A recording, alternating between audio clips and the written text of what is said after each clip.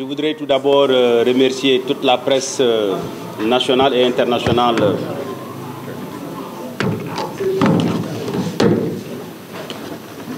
qui ont bien voulu répondre favorablement à notre invitation. L'invitation officielle du Parti démocratique sénégalais dans ce point de presse qu'organise conjointement la cellule communication et le pool des porte-parole sur les orientations du parti, bien sûr sur l'actualité nationale.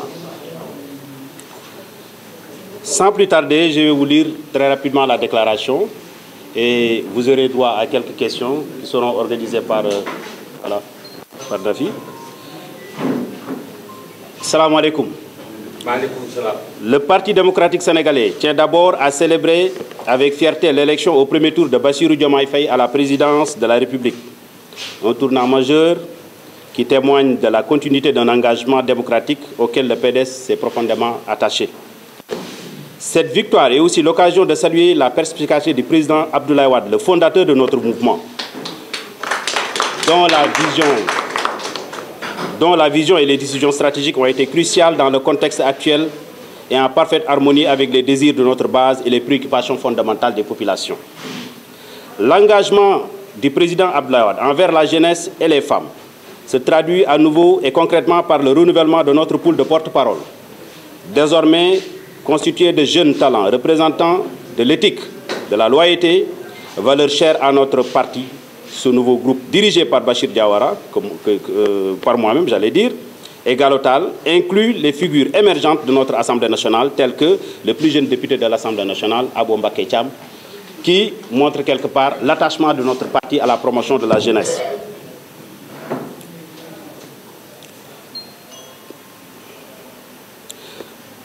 Nous en profitons pour féliciter chaleureusement les frères Moussa Fall et Omar Cissé, respectivement président et secrétaire général de la Fédération nationale des anciens, ainsi que le frère Cheikh Sadibou Diaga et Moustapha Djamil, président et secrétaire général de la Fédération nationale des arabisans.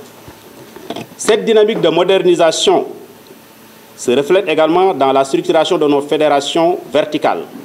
La mise en place des fédérations des anciens et des arabisans, précédée par celle des jeunes, sous la houlette de Franck Dadidiata, démontre notre engagement envers une base militante structurée et diverse, préparée à soutenir efficacement nos initiatives politiques et communautaires.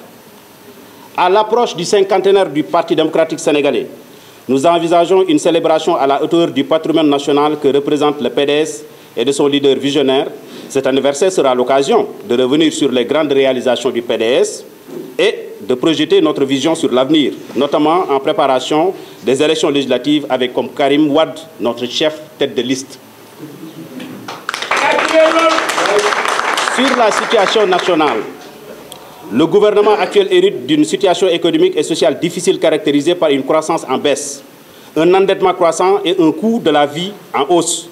Il est impératif que les nouvelles autorités puissent s'attaquer de manière pragmatique à ces défis pour améliorer le niveau de vie des Sénégalais, le niveau de vie et le pouvoir d'achat des Sénégalais.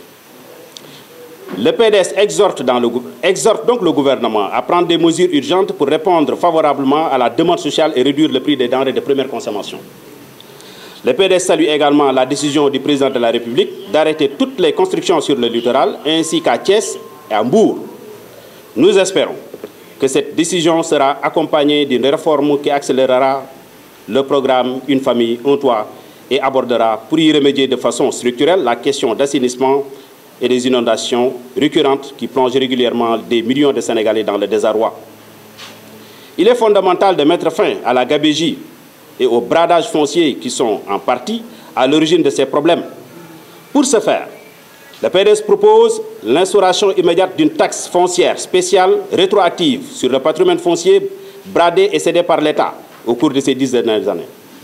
Cette taxe fixée pourrait être tournée autour de 25% du prix de cession par mètre carré réévalué à la valeur de marché actuelle devrait permettre à l'État de générer des revenus exceptionnels importants pour financer notamment la lutte contre les inondations et la construction des logements sociaux. Sur un autre registre, le PDS se félicite de la publication des rapports de corps de contrôle et de la volonté affichée de transparence du régime actuel. Le PDS en restant fidèle à ses principes démocratiques, d'équité et de progrès social, continue de se mettre exclusivement à la disposition du Sénégal avec une attention particulière portée aux besoins et aux aspirations exprimées par les populations. Enfin, et en anticipation des échéances futures, nous renforçons notre communication avec le public et les médias. Notre pool de porte-parole s'engagera à tenir des conférences de presse au moins une fois par mois, afin de maintenir une transparence totale sur nos actions et renforcer le dialogue avec les citoyens et les acteurs de la presse. Donc, voici en filigrane le texte, la déclaration officielle du Parti démocratique sénégalais. Et je voudrais féliciter l'implication active de Nafi Diallo, qui a été véritablement d'une production intellectuelle assez remarquable, et l'ensemble, n'est-ce pas, des membres de la cellule communication et le pool communication. Je pense. Oui, on va faire ça en Wolof, si vous permettez. Comme ça, vous... Comment? Bachir Diawara, porte-parole du Parti démocratique sénégalais.